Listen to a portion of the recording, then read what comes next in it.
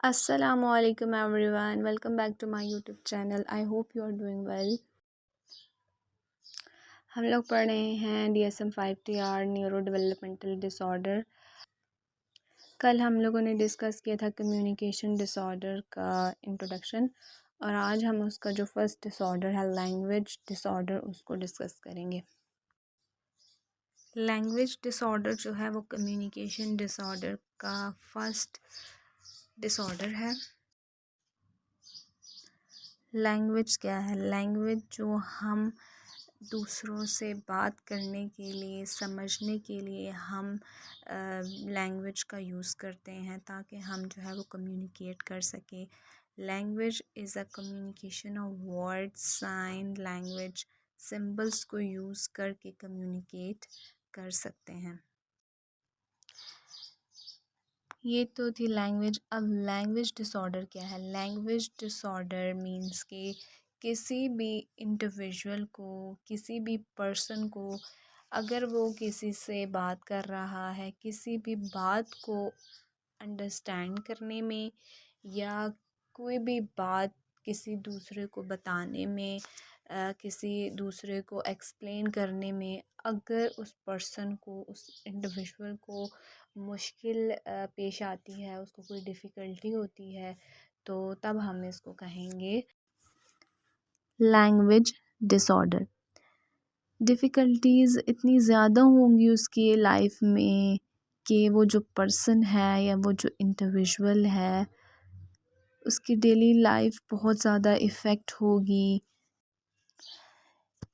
ये डिसऑर्डर जो है लैंग्वेज डिसऑर्डर, ये बच्चों में बहुत कॉमन होता है। ठीक है, ऐसे बच्चे को प्रॉब्लम होती है बोलने में, इनको सेंटेंस बनाने में प्रॉब्लम होती है, इनके जो सेंटेंसेस बहुत शॉर्ट होते हैं, इनकम्प्लीट होते हैं। ऐसे बच्चों के साथ प्रॉब्लम हेयरिंग इश्यूज़ की वजह से नहीं होती, और ना ही जो है उनकी स्पीच में कोई प्रॉब्लम होता है।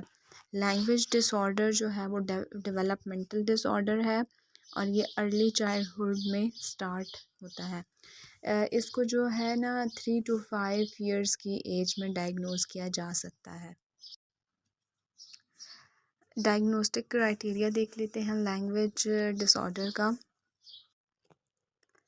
Persistent difficulties in the acquisition and use of language across modalities, spoken, written, sign language, or other due to deficit in comprehension or production that includes the following.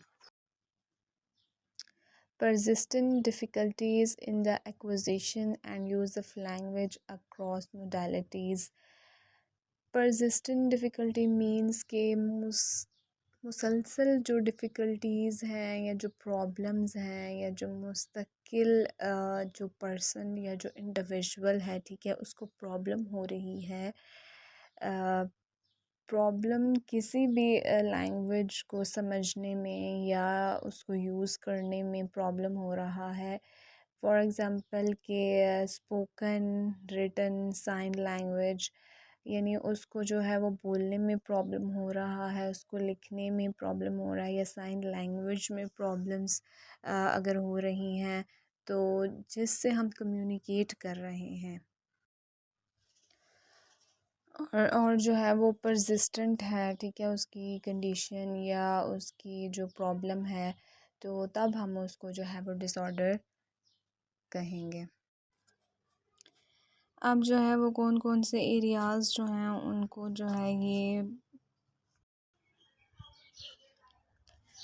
अब ये कौन से एरियाज़ हैं जिनको जो है वो परसिस्टेंट डिफ़िकल्टीज़ जो हैं वो आ सकती हैं।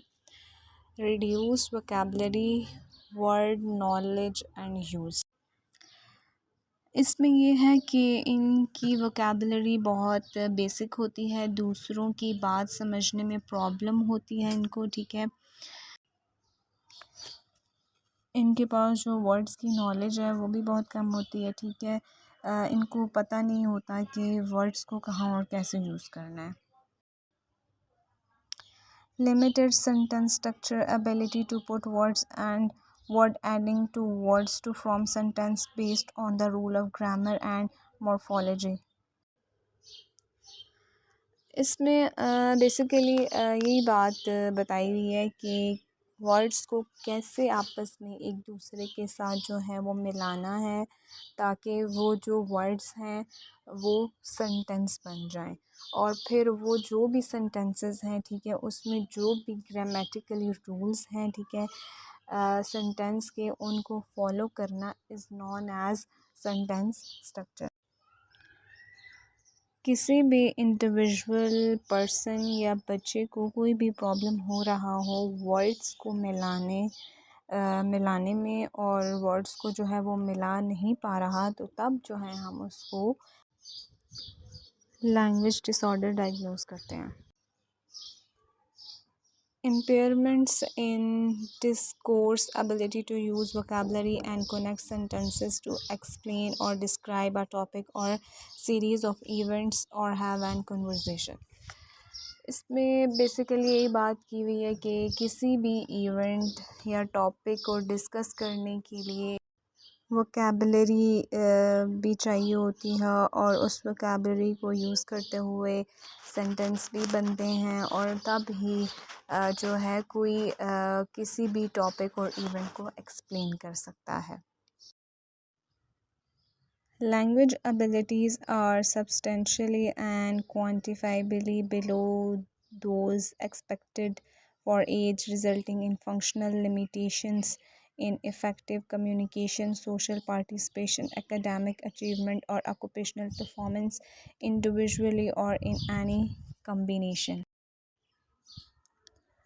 इसमें बात की गई है कि लैंग्वेज एबिलिटीज़ जो हैं वो एक्सपेक्टेड एज से जो है वो कम होनी चाहिए। फॉर एग्ज़ाम्पल जैसे कि 5 इयर्स एज का जो बच्चा है वो सेंटेंस बना सकता है, लेकिन अगर 5 इयर्स का बच्चा सेंटेंस नहीं बना रहा तो तब हम उसको डायग्नोज करेंगे। Onset of symptoms in the early developmental period, इन सिम्टम्स के जो ऑनसेट है, ठीक है, वो अर्ली डेवलपमेंटल पीरियड में होना चाहिए। The difficulties are not attributable to hearing or other sensory impairment, motor dysfunctions, or another medical or neurological condition, and are not better explained by intellectual developmental disorder, intellectual disability, or global developmental delay।